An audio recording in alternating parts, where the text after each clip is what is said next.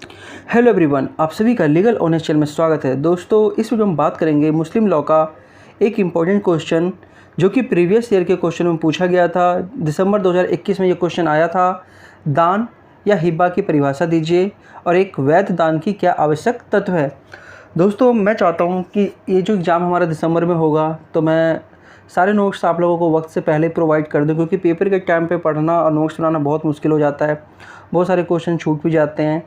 तो आप इस चैनल के साथ जुड़ जाइए अगर आप चाहते हैं। अगर आप 3rd सेमेस्टर में हैं या 5th सेमेस्टर में हैं तो उन सारे नोट्स आपको मिल जाएंगे LLB के, और BA LLB और BCom LLB जितने भी आप लोग छात्र हो। दोस्तों, इस चैनल से जुड़ जाइए। चलिए देखते हैं क्या होता है।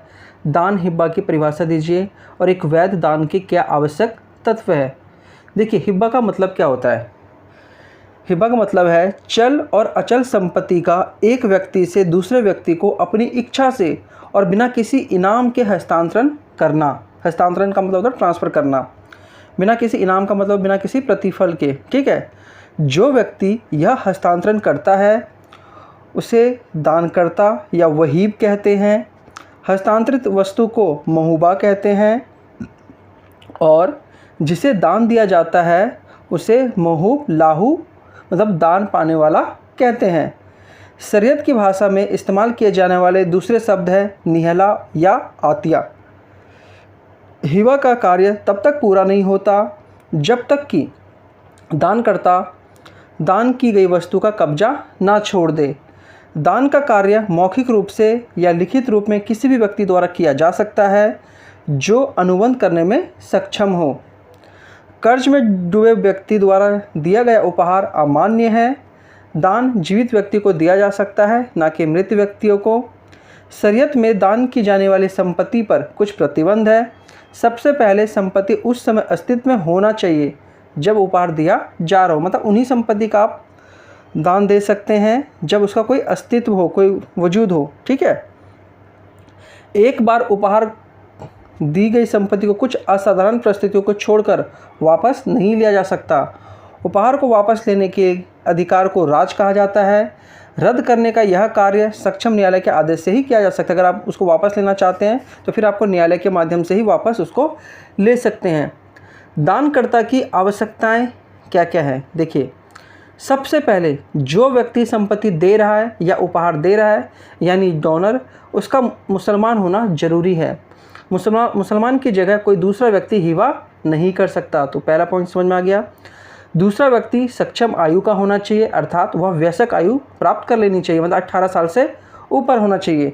तीसरा, दानकर्ता की सहमति स्वतंत्र होनी चाहिए। यदि व्यक्ति की सहमति बल, दबाव, अनुचित प्रभाव से प्राप्त की जाती है तो उसे सहमति नहीं माना जाएगा और ऐसा उपहार कोई भी उपहार नहीं होगा। चौथा, व्यक्ति का मानसिक संतुलन सही होना चाहिए।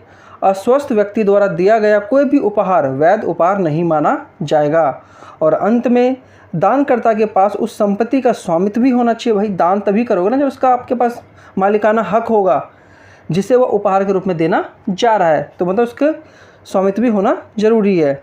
अब essential of valid gift Hiba, एक वैध दान की आवश्यकता। तो इसमें पूछा गया ना सब पार्ट में कि क्या क्या एसेंशियल है इसके। देखिए, पहला है दाता द्वारा उपहार की घोषणा, पहले वो घोषणा करेगा।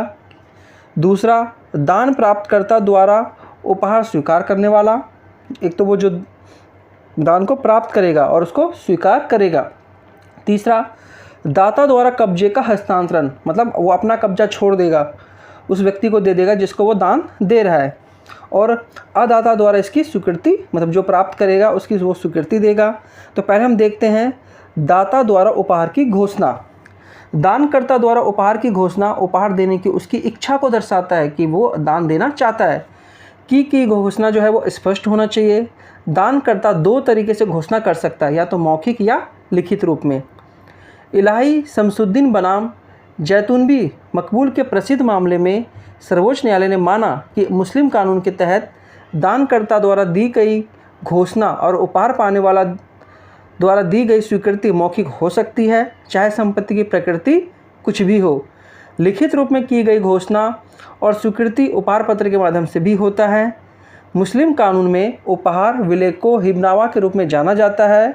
हिबनामा स्टाम्प पेपर पर नहीं हो सकता और इसे पंजीकृत करना भी जरूरी नहीं है। मोहम्मद हिसाबुद्दीन बनाम मोहम्मद हैसरुद्दीन के मामले में जहां मुस्लिम महिला ने अपने संपत्ति उपहार या हिबा के माध्यम से हस्तांतरित की थी और उपहार विलेख स्टैम्प पेपर पर नहीं था, इसे गुवाहाटी उच्च न्यायालय ने वैध माना। मतलब बोला कि इस पर स्टैम्प पेपर की जरूरत नहीं है। मुसलमानों में जो संपत्ति का मतलब हस्तांतरण करते हैं, इसमें मतलब गिफ्ट देते हैं, गिफ्ट के तौर पे देते हैं, उसको स्टैम्प करने की ज़रूरत नहीं है, ना ही रजिस्ट्रेशन करने की ज़रूरत है। ठीक है। अब दूसरा, दान प्राप्तकर्ता की आवश्यकता क्या क्या है। सबसे पहले उपहार स्वीकार करने में धर्म कोई बाधा नहीं है, क्योंकि उपहार अनिवार्य रूप से मुसलमान द्वारा ही दिया जाना चाहिए, लेकिन उपहार पाने वाला किसी भी धर्म का हो सकता है। ठीक है, चाहे वो मुसलमान हो या गैर मुस्लिम। दूसरी बात यह है कि दान पाने वाले के लिए उम्र कोई बाधा नहीं है, वह किसी भी उम्र का हो सकता है, चाहे वो बालिग हो या नाबालिग। तीसरा, अजन्मे बच्चे को उपहार दिया जा सकता है, लेकिन यह उसकी माँ के गर्भ में होना चाहिए, वो बच्चा माँ के गर्भ में होना चाहिए। ऐसा इसलिए है क्योंकि संपत्ति हस्तांतरण अधिनियम 1882 में अजन्मे व्यक्ति के लाभ के बारे में बताता है। चौथा, संपत्ति का हस्तांतरण किसी धार्मिक संस्था को भी किया जा सकता है। अब हम इसका दूसरा पॉइंट देखते हैं। एक तो पहले उसने घोषणा कर दी कि वो संपत्ति देना चाहता है। दूसरा, उपहार प्राप्तकर्ता द्वारा उपहार स्वीकार करना। वो स्वीकार भी तो करेगा, जिसको गिफ्ट दे रहे हैं हम, वो जब तक स्वीकृत नहीं करेगा, एक्सेप्टेंस नहीं देगा, तो कहाँ से फिर उसको हम दे पाएंगे, है ना। तो वैध उपहार के लिए प्राप्तकर्ता द्वारा स्वीकार किया जाना चाहिए। इस्लामिक कानून में हिबा को द्विपक्षीय लेन देन माना जाता है, यानी दानकर्ता हस्तांतरण करता है और इसे प्राप्तकर्ता द्वारा स्वीकार किया जाता है। यदि उपहार स्वीकार करने वाला नाबालिग है या कोई भी मानसिक रूप से अस्वस्थ व्यक्ति है, तो इसे उसके अभिभावकों द्वारा स्वीकार किया जा सकता है। अब इनके अभिभावक कौन कौन होंगे? पिता, पिता का निष्पादक, पैतृक दादाजी और पैतृक दादा के निष्पादक। दाता द्वारा कब्जे का हस्तांतरण और दान प्राप्तकर्ता द्वारा उसकी स्वीकृति। अब कब्जे का हस्तांतरण की इसमें बात कही गई है। दानकर्ता द्वारा प्रस्तावित हस्तांतरण में ट्रांसफ़र और प्राप्तकर्ता द्वारा इसकी स्वीकृति पूर्ण होने के बाद वैध उपहार के लिए अगली महत्वपूर्ण शर्त क्या है जो पूरी होनी चाहिए? वो है दानकर्ता द्वारा कब्जे का हस्तांतरण और प्राप्तकर्ता द्वारा इसकी स्वीकृति। मतलब वो अपना कब्जा भी तो छोड़ेगा, तभी तो माना जाएगा ना कि उसने उसको दे दिया है। हिबा में दानकर्ता से प्राप्तकर्ता को कब्जा हस्तांतरित होते ही हस्तांतरण पूरा हो जाता है। उपहार का वैध प्रभाव कब्जे के हस्तांतरण और स्वीकृति के तारीख से होती है, ना कि घोषणा के तारीख से। नूरजहां बनाम मुख्तार के मामले में न्यायालय ने कहा, जहां उपहार की घोषणा दानकर्ता द्वारा की जाती है, लेकिन उसके बाद उसकी मृत्यु तक संपत्ति से अर्जित सभी लाभ दानकर्ता द्वारा स्वयं ही ले लिए जाते हैं, तो उपहार अवैध है और प्रभावी प्रकृति का नहीं है, क्योंकि कब्जे का हस्तांतरण तो हुआ ही नहीं। क्योंकि उसने घोषणा तो कर दी कि मैं इस संपत्ति इस व्यक्ति को दे रहा हूँ, लेकिन वो देता नहीं है। वो क्या करता है, उसका जो भी बेनिफिट होता है वो खुद ही उसका बेनिफिट ले रहा है, तो फिर वो तो कब्जे का हस्तांतरण हुआ नहीं ना। इसीलिए कब्जा देने का तरीका संपत्ति के प्रकृति पर निर्भर करता है। कब्जा देने का तरीका वास्तविक या रचनात्मक हो सकता है।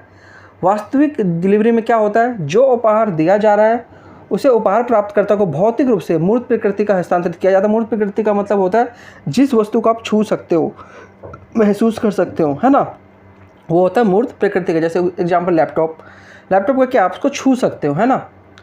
फिर रचनात्मक विवरण, मतलब रचनात्मक डिलीवरी क्या होती है? अचल संपत्ति और अमूर्त संपत्ति का हस्तांतरण संभव नहीं है, इसलिए यह संपत्ति सिर्फ प्रतीकात्मक हस्तांतरण है। अचल संपत्ति वही जिसको हम मूवमेंट जिसमें नहीं हो सकती, जैसे ज़मीन हो गया, मकान हो गया। अगर कोई व्यक्ति, उदाहरण के लिए समझते हैं कि अगर कोई व्यक्ति किसी को घर उपहार में देना चाहता है, तो वह केवल चाबी और संबंधित उपहार पाने वाले को सौंप सकता है, उसके दस्तावेज दे सकता है ना। वह घर को उठाकर उपहार पाने वाले को तो नहीं दे सकता, इसलिए इसे रचनात्मक डिलीवरी कहते हैं। मुस्लिम कानून के तहत हस्तांतरण का पंजीकरण महत्वपूर्ण नहीं है, ये मैंने आपको पहले ही बताया। बस मुस्लिम कानून के अनुसार वो हस्तांतरण होना चाहिए।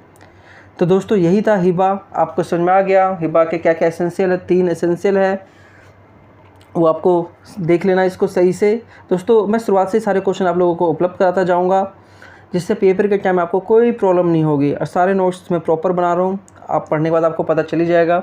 अगर दोस्तों वीडियो अच्छा लगा है तो वीडियो को लाइक कीजिए और चैनल को सब्सक्राइब कर लीजिए, ताकि फ्यूचर में आपको और भी नोट्स मिल सके। धन्यवाद।